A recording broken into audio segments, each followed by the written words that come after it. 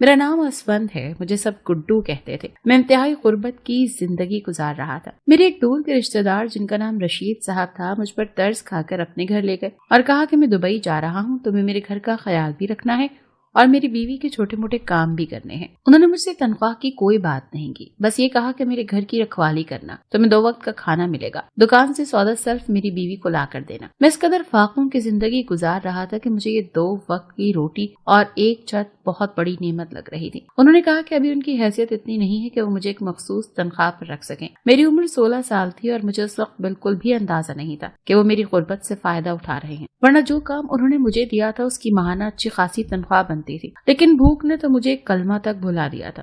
وہ مجھے لے کر اپنے گھر آ گئے۔ رشید صاحب کی عمر 50 سال تھی اور مجھے لگا کہ ان کی بیوی بھی انہی کی عمر کی ہوگی، لیکن جیسے ہی میں گھر میں داخل ہوا تو سامنے لاؤنج میں پڑے صوفے پر ایک لڑکی نیم دراز تھی۔ پہلے تو مجھے لگا کہ وہ میرے مالک کی بیٹی ہے، لیکن اس کا حلیہ شادی شدہ عورتوں جیسا تھا، ہاتھوں میں سونے کے کنگن، گلے میں سونے کی چین، اور سب سے بڑھ کر یہ کہ اس کا پیٹ بڑھا ہوا تھا جسے اس نے دوپٹے کی مدد سے چھپا رکھا تھا۔ میں پھر بھی سوچ میں تھا کہ شاید یہ مالک کی بیٹی ہوگی جو شادی شدہ ہے اور اپنے باپ کے گھر میں آئی ہوئی ہے ڈیلیوری کے لیے، لیکن میرا یہ خیال اس وقت غلط ثابت ہوا جب میرے مالک نے کہا کہ بیگم یہ لڑکا آج سے تمہارا ہر کام کرے گا، بہت محنتی اور غریب گھر کا لڑکا ہے، جس رنگ میں ڈھالو گی ڈھل جائے گا، میرے دبئی جانے کے بعد یہ اس گھر کی رکھوالی بھی کرے گا اور تمہاری حفاظت بھی کرے گا۔ اگلی صبح میرے مالک دبئی کی فلائٹ سے روانہ ہو گئے۔ وہ شاید وہاں پیسہ کمانے کی غرض سے گئے تھے، لیکن ان کے گھر میں ان کی جوان جہان بیوی اکیلے رہ رہی تھی۔ وہ کیوں اکیلے رہ رہی تھی؟ یہ بات میرے لیے حیران کن تھی۔ خیر، میرے مالک کے جانے کے بعد میرا کام یہی تھا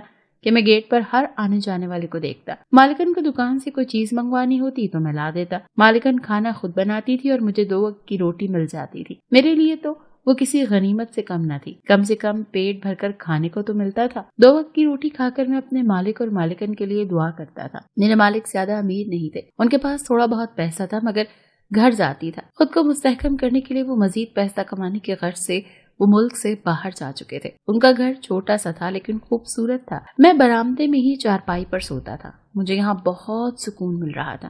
میں نے بھلا کب ایسی زندگی گزاری تھی؟ گاؤں میں تو مجھے چارپائی بھی نصیب نہیں تھی، ایک وقت کا کھانا ملتا تھا تو دوسرے وقت کا نہیں۔ شہر کی رنگینیاں ہی کچھ اور تھیں۔ شروع کے دنوں میں تو میں نے گھر کی ٹھیک سے دیکھ بھال کی، ہر کام وقت پر کرتا تھا کیونکہ میں اس نوکری سے ہاتھ نہیں دھونا چاہتا تھا، لیکن کچھ ہی دنوں میں نے محسوس کیا کہ میری مالکن تو بالکل ہی لاپرواہ سی تھی۔ اسے گھر کی کوئی فکر نہیں تھی، اس کا کام بس سارا دن ٹی وی دیکھنا ہوتا تھا اور فون پر اپنی ماں سے اور اپنی سہیلیوں سے سارا دن باتیں کرتی۔ ہر شام اس کی کوئی نہ کوئی سہیلی آ جاتی تھی اور پھر سموسوں اور پکوڑوں کے لیے میری بھاگ دوڑ شروع ہو جاتی تھی۔ مجھ کو اس پر کوئی اعتراض تو نہ تھا، مگر میری مالکن میرے مالک کا پیسہ دونوں ہاتھوں سے لٹا رہی تھی۔ کبھی کبھی مجھے افسوس ہوتا تھا اپنے مالک کا جو پردیس میں مالکن کی خاطر اپنی ہڈیاں رگڑ رہے تھے۔ میرے مالک نے مجھے صرف اسی لیے کام پر رکھا تھا کیونکہ میں ان کے دور کا رشتہ دار تھا۔ آج کل کسی کا بھروسہ نہیں، ایک نوکر رکھتے وقت بھی بہت محتاط رہنا پڑتا ہے، اور میں انہیں آسانی سے مل گیا تھا جو ان کے لیے قابل بھروسہ تھا۔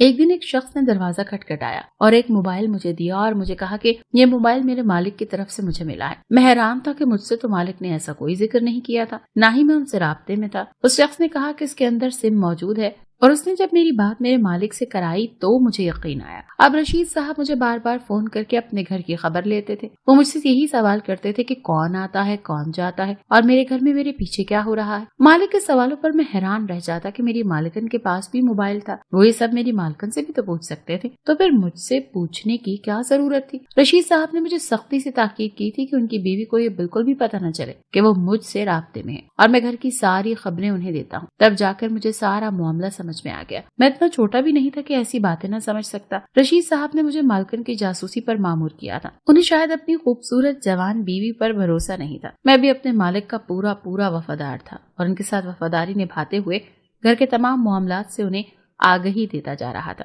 گھر میں کون آتا تھا، کون جاتا تھا، ان کی بیوی سارا دن کن سرگرمیوں میں مشغول ہوتی تھی، تمام دن کی ساری رودات میں انہیں سنا دیا کرتا تھا، کیونکہ یہ نوکری مجھے رشید صاحب کی بدولت ہی تو ملی تھی۔ مجھے کھانا بھی ملتا تھا اور مہمانوں کے جانے کے بعد بچے کچھ سموسے اور پکوڑے اور ان کی بچی ہوئی چائے پینے کو ملتی تھی۔ اس کے علاوہ مجھے سگریٹ کی بھی عادت پڑ چکی تھی، جو اس عمر کے لڑکوں کا خاصہ ہوا کرتی ہے۔ پہلے میں دوستوں سے سگریٹ لے کر پیتا تھا، لیکن اب مہنگائی اتنی بڑھ گئی تھی کہ کوئی بھی سگریٹ دینے کو تیار نہیں تھا۔ میں جب سودا سلف لے کر آتا تو ان میں سے تھوڑا سا گھپلا لگا کر अपनी सिगरेट के पैसे बचा लिया करता था। लेकिन मेरी मालकिन को बहुत जल्द इस बात का एहसास हो गया था, इसीलिए अब वो गिन गिन कर पैसे देने लगी थी। एक रात मेरे मालिक का फोन था कि अचानक मेरी मालकिन मेरे सर पर आ खड़ी हो गई और वो मुझसे सवाल किया कि मैं किससे बात कर रहा हूँ। तो मैंने फौरन से फोन काट दिया। मेरे चेहरे का रंग फक हो गया था कि मेरे मालिक ने ये सब बताने से मना किया था। तो मैंने झूठ बोला कि मैं अपने घर बात कर रहा हूँ। मेरी मालकिन ने मुझे अजीब नजरों से देखा, फिर मेरे मोबाइल को देखती रही और मुझसे बोली कि पहले तो मैंने कभी तुम्हारे हाथ में मोबाइल नहीं देखा, तो ये अचानक कहाँ से आ गया। मैंने बोला कि मेरे दोस्त ने मुझे दिया है। मेरे जवाब पर मेरी मालकिन सोच में पड़ गई, क्योंकि मोबाइल तो बिल्कुल नया था और थोड़ा सा महंगा भी था। थोड़ी देर तो मेरी मालकिन मुझे देखती रही और अपने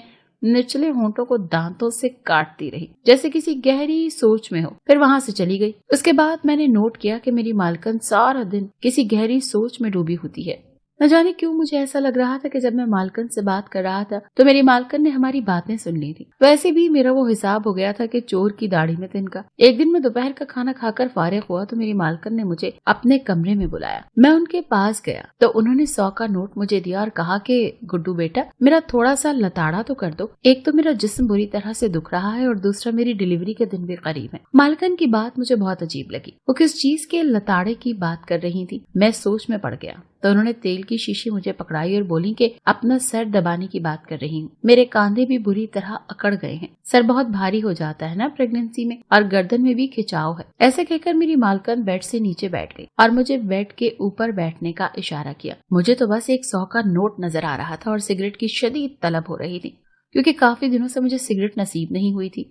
मैंने फौरन मालकिन की ख्वाहिश के मुताबिक मालकिन का लताड़ा शुरू कर दिया। उनको बहुत सुकून मिल रहा था। वो बोलती जा रही थी कि गुड्डू, तुम्हारे हाथ में बहुत शिफा है। मेरे कांधों का दर्द बिल्कुल गायब होता जा रहा है। ये एक दिन की बात नहीं थी। अब तो रोजाना ही वो 100 का नोट मुझे दिखाकर मुझसे अपने कांधे और सर दबवा। मैं हौले हौले से उनके बालों में उंगलियां फेरता रहता और वो आंखें बंद करके बहुत पुरसुकून दिखाई देती थी। फिर मुझसे थोड़ी बहुत बातें भी करने लगी। वो आंखें बंद करके मुझे अजीबोगरीब सवालात पूछती थी कि मेरी रशीद साहब के साथ कैसी रिश्तेदारी है, मेरा गाँव कहाँ पर है, मेरे घर वाले कैसे हैं। मैं उनके तमाम सवालों का सीधा सीधा जवाब देता जाता था, लेकिन मुझे समझ नहीं आई थी कि वो मुझसे इतने सारे सवालात क्यों पूछ रही हैं। फिर सवालात का सिलसिला खत्म हो गया और मालकिन ने मेरी तारीफों का सिलसिला शुरू कर दिया। मुझे कहती थी, गुड्डू तुम बहुत प्यारे हो, बहुत मासूम और बहुत वफादार हो। मालकिन की इस वफादार वाली बात पर मैं थोड़ा सा चौकन्ना भी हो गया। वो रोजाना मुझसे यही कहती थी कि गुड्डू तुम बहुत वफादार हो। मैं समझ गया था कि मालकिन को मेरे और रशीद साहब के राब्ते के बारे में मालूम हो चुका है, इसीलिए वो मुझे वफादार कह रही थी। मुझे महसूस हो रहा था कि वो मुझसे कुछ कहना चाहती है, लेकिन